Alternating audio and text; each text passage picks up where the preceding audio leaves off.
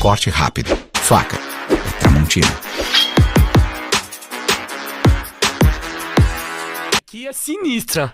Mas então, resumindo, você faz a intersecção entre todos os setores, né? Como tem muitos funcionários e a questão da comunicação e a análise de dados é muito importante, você é o que faz a ponte aqui, talvez o Abel com a nutricionista, ou a fisioterapia com o nutricionista. Então, você é você que faz a ponte entre os setores, vamos dizer assim, do clube, né? Exatamente. A gente fomenta nas reuniões diárias o contraditório e depois na reunião, se é uma opinião baseada no colegiado. A opinião ela é coletiva, mas decidido democraticamente. Sim. Se porventura nós 5 que estamos aqui no estúdio, a gente quebra o pau, tem 4 opiniões diferentes, etc. E é decidido que aquela obviamente, uma única opinião vai ser aquela que o núcleo vai seguir. Depois não vai, se a tua opinião for contrária à minha, você não vai ficar se lamentando pelos corredores. Não pode remar contra, vai junto. Exatamente. Pô, eu falei, não, isso daí é o que a gente fala, né? Isso daí é o princípio do fim. Sim. Porque começa a gerar ruído, começa a ter lamentações, aí tem que estar todo mundo remando, e tudo isso é feito num fórum adequado, que é justamente no momento da reunião, na reunião diária. O João Martins participa, é o porta-voz do Abel, vamos dizer assim. Exatamente, é escolhido pelo Abel para fazer essa ponte entre a Comissão Núcleo de Saúde e Performance, mas ainda assim, 30 minutos antes do treino, o médico e eu também vamos lá no Abel para poder dar o último panorama, porque você pode ter algum atleta que tenha apresentado uma queixa posterior, você está analisando ainda os dados, você tem alguma informação mais objetiva para dar, então a gente vai lá no gabinete do Abel, né? Porque não é uma sala, é um escritório que o Abel tem, né? Sim. É um escritório onde que tem, você vai assim, você fica até impressionado. Ouvir relax parece Harvard lá, né? Tanta informação, eu cheguei lá, já tem mais um negócio aqui na parede bacana, tu fica olhando assim, é monitor de um lado, televisão do outro, passando o jogo e tal, assim, são workaholics, né? Então, é até bacana lá você interagir, dialogar. E ele tá lá, planejando o treino, uma visão assim, até o grande público de maneira geral tem até uma visão equivocada, né? Porque acha que é esporte, que nada.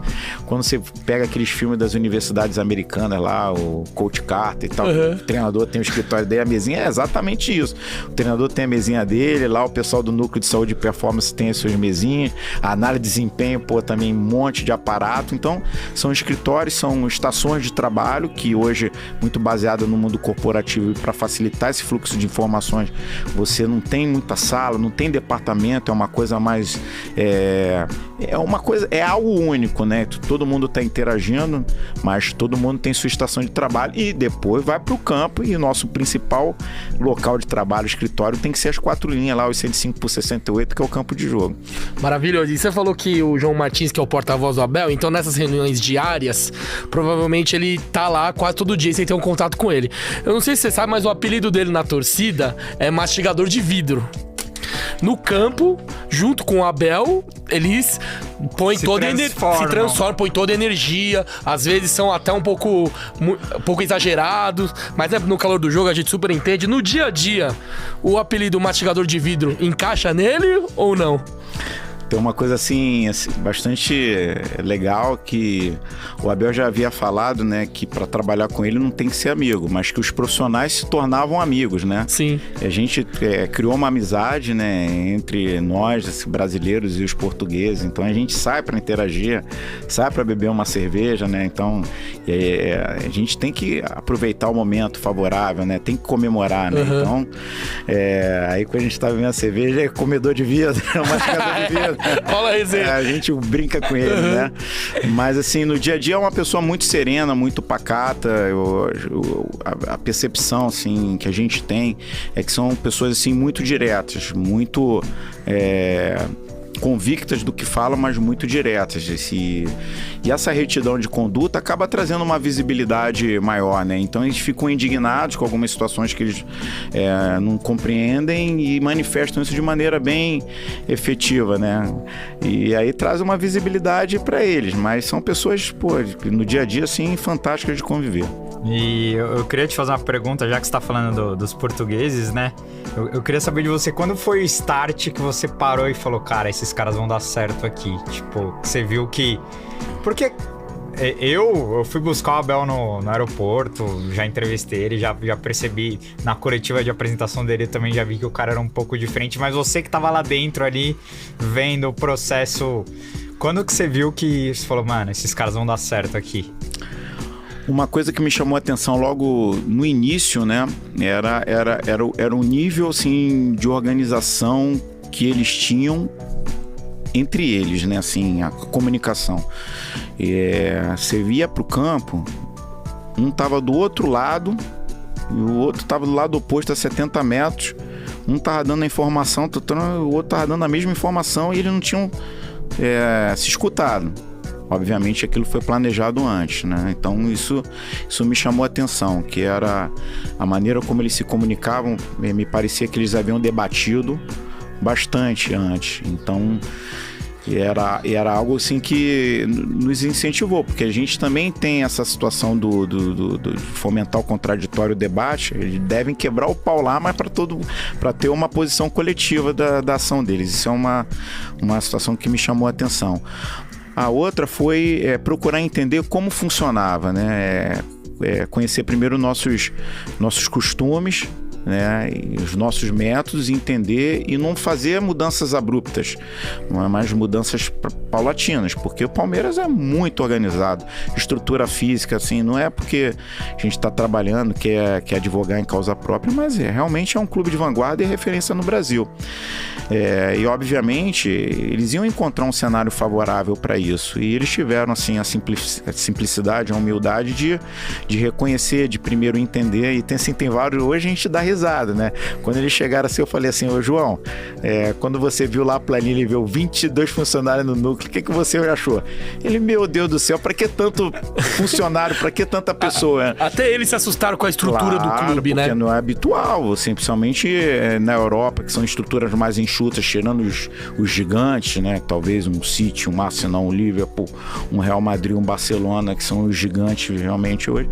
Os outros clubes que, mesmo com projeção, eles têm as estruturas mais enxutas. Um grande de Portugal não tem o tamanho do Palmeiras? Olha, a gente até conversa bastante sobre isso, né? O Benfica, o Porto, são clubes assim também de vanguarda em algumas questões, né? O Benfica tem o Benfica Lab, já bem desenvolvido há algum tempo. O Porto, a gente se comunicou agora com o pessoal do Porto, com o Verón, mas eles não estão habituados ao nosso cenário, né? Sim. O Campeonato Português tem 16 clubes. O contexto é diferente, né? Então não precisa de tanto, talvez, né? 16 clubes, agora aumentou para 18 recentemente. 18 clubes vão dar 34 rodadas. Então, clube participando... Não tem estadual. Não tem a locomoção absurda. Isso a gente debate lá bastante. Falo pra ele, uma equipa, com o jeito que eles falam, que vai jogar no Campeonato Português, na Liga Portuguesa, ela vai pegar avião para ir pros Açores, para jogar contra o Santa Clara, ou para ir para Madeira para jogar contra o Marítimo ou contra o Nacional. São 3 voos, em 34 rodadas. O restante é tudo de... trem ou ônibus, né? Eles falam lá o comboio, mas eles vão de autocarro, né? Que eles falam que é o ônibus, né? Vão de ônibus mesmo. Ou seja, o pessoal do norte, o Porto, vai jogar no sul, vai de ônibus. Então, sabe, é uma outra realidade. Fora os jogos, né? Assim, é uma quantidade menor. Então, obviamente, que a gente tem que se preparar para um ambiente mais exigente. Tem que ter mais profissionais. E ele se assustou, essa quantidade toda. Depois, quando ele entrou aqui, depois, claro, de alguns dias, ele começou a entender. Outra situação que chamou muita atenção era a gente chama da aderência dos atletas ao pré-treino, dos atletas fazendo musculação até na véspera do jogo. Aí como é que pode? Os atletas fazem musculação na véspera do jogo, mas é uma situação que a gente não tem muito tempo para treinar. Tem jogo a cada 2, 3 dias. Então, se você não estimula o atleta e o atleta já está adaptado àquela rotina, que a parte muscular é muito importante aqui no nosso cenário para prevenir, para manter níveis de performance. E aí eles se assustaram, mas respeitaram e aos poucos foram implementando outras situações. Tanto é que essa rotina ali pré-treino e tudo, assim, ela foi aprimorada, mas ela basicamente não foi modificada em nada, mesmo com a chegada deles. Uma outra questão também foi quando o André assumiu, né? A gente vinha de 2020 com o título do Paulista com o Vanderlei Luxemburgo, né? Há anos, né? Que a gente não ganhava o Campeonato Paulista. Desde 2008. Anos, né? 12 anos. 12 anos, né? E numa final, assim, histórico, mesmo sem público, contra o Corinthians, da maneira como foi. O trabalho do Vanderlei também, revelando novos atletas, sabe? Então, já vinha um processo já no clube. O Vanderlei saiu com 100% na Libertadores naquele ano.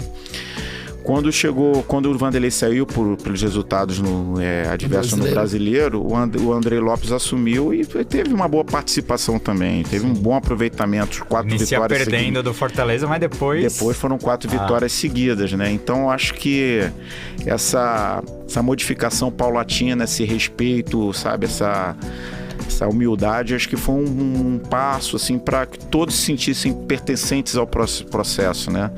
Eu falei com o Paulo Boazzi há 2 semanas, né? Os funcionários colaboradores, eles têm esse sentimento de pertencimento no clube, né? Que eu acho que é o mais importante até do que ser torcedor, porque o torcedor, ele pode torcedor que trabalha no clube, ele pode muito bem se frustrar, ele não se sentir acolhido, ele não se sentir valorizado e deixar de trabalhar com o mesmo empenho, ímpeto, né? E no Palmeiras o acolhimento é tão grande que todos têm esse senso de pertencimento. E, obviamente, todos os profissionais se sentiram também pertencentes à comissão técnica do Abel. Animal. Maravilhoso. Fala, Palmeira, beleza? Curtiu o vídeo? Então se inscreve no canal e ativa o sininho. E para assistir a resenha completa, clica no link da descrição.